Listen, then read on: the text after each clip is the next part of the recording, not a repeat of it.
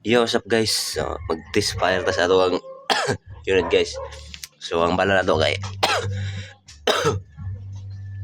ah, steel bearing, steel ball. So, tingnan natin baka may bala pa. Meron. So, i-press natin to ng 6 seconds. 1, 2, 3, 4, 5, 6. Yan. Medyo ano siya?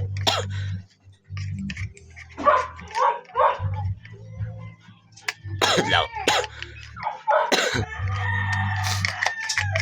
Yan, medyo na ano.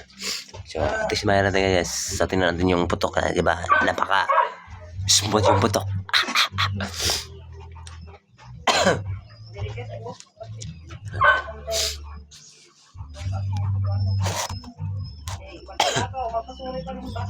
Yan, tuloy natin rin.